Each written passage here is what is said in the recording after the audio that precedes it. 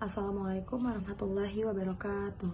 Sebelumnya yang terhormat kepada Bapak Jejen selaku dosen pendidikan Pancasila. Perkenalkan, kami dari kelompok 5. Di sini kami akan mempresentasikan materi pertemuan 14 yang berjudul Pendidikan Anti Korupsi. Berikut adalah anggotanya. Di sini saya akan menjelaskan tentang pengertian korupsi. Nah, apa itu korupsi? Korupsi berasal dari kata corruptio, dari kata kerja corrumper yang bermakna busuk, rusak, menggoyahkan, memutar balik, menyogok. Pengertian kata korupsi menurut KBBI, Kamus Besar Bahasa Indonesia, adalah penyelewengan atau penyalahgunaan uang negara, perusahaan, dan sebagainya untuk keuntungan pribadi atau orang lain. Untuk memahami tentang korupsi, dapat dilihat dalam UU Nomor 31 Tahun 1999. 1. Korupsi berkaitan dengan kerugian negara. 2. Korupsi yang terkait dengan suap-menyuap. 3. Korupsi yang terkait dengan penggelapan jabatan. 4. Korupsi yang terkait dengan perbuatan pemerasan. 5. Korupsi yang terkait perbuatan curang.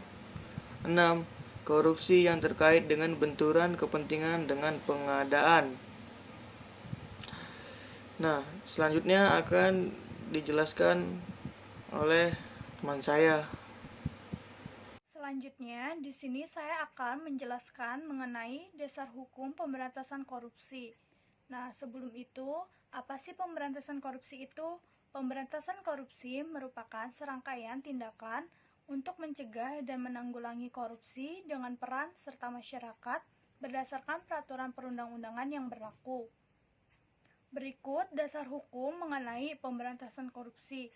Yang pertama ada ketetapan MPR No. 10 MPR tahun 1998 tentang penyelenggaraan negara yang bersih dan bebas KKN. Yang kedua ada Undang-Undang No. 3 tahun 1971 tentang pemberantasan tindak pidana korupsi. Yang ketiga ada Undang-Undang No. 28 tahun 1999 tentang penyelenggaraan negara yang bersih dan bebas KKN. Yang keempat ada Undang-Undang No. 31 tahun 1999 tentang pemberantasan tindak pidana korupsi. Yang kelima ada Undang-Undang No. 20 tahun 2001 tentang pemberantasan tindak pidana korupsi. Yang keenam ada Peraturan Pemerintah No. 71 tahun 2000 tentang tata cara pelaksanaan peran serta masyarakat dan pemberian penghargaan dalam pencegahan dan pemberantasan tindak pidana korupsi.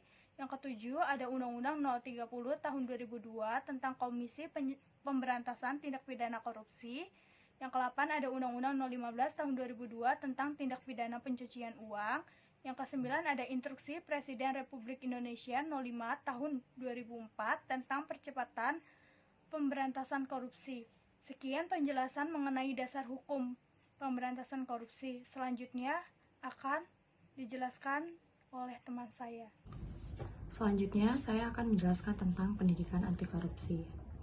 Mereka tindakan pidana korupsi di Indonesia tentunya membuat upaya dan tekad yang bulat dari berbagai elemen di masyarakat untuk terlibat dalam pencegahan tindak pidana korupsi.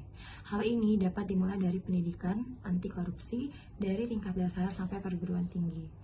Salah satunya melalui pembentukan nilai-nilai integritas. Integritas sendiri artinya adalah bertindak dengan cara yang konsisten dengan apa yang ia katakan.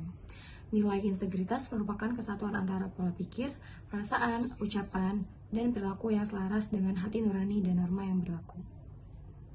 Nilai-nilai dapat berasal dari nilai kode etik di tempat bekerja, nilai masyarakat, atau nilai moral pribadi yang mencakup poin pertama yaitu nilai inti integritas.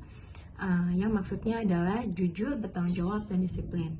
Poin kedua yaitu nilai integritas etos kerja, yang artinya yaitu mandiri, kerja keras, dan sederhana. Dan poin terakhir atau poin ketiga yaitu nilai sikap integritas, yang artinya berani, peduli, dan adil. Selanjutnya di sini saya akan menjelaskan tentang KPK atau Komisi Pemberantasan Korupsi. KPK sendiri telah diatur oleh Undang-Undang Dasar Nomor 30 Tahun 2002. KPK juga bersifat independen atau tidak ada kekuasaan yang bisa mengatur. KPK sendiri menganut pada 5 asas, yaitu kepastian hukum, keterbukaan, akuntabilitas, terus kepentingan umum, proporsionalitas. Selanjutnya di sini KPK juga pernah menangani kasus korupsi, tentunya banyak di kalangan pejabat-pejabat negeri. Contohnya pada tahun 2018 KPK pernah menangani korupsi sampai 178 kasus. Selanjutnya masih banyak kasus-kasus lagi yang telah ditangani oleh KPK. Sekian dari saya, kurang lebihnya mohon maaf. Wassalamualaikum warahmatullahi wabarakatuh.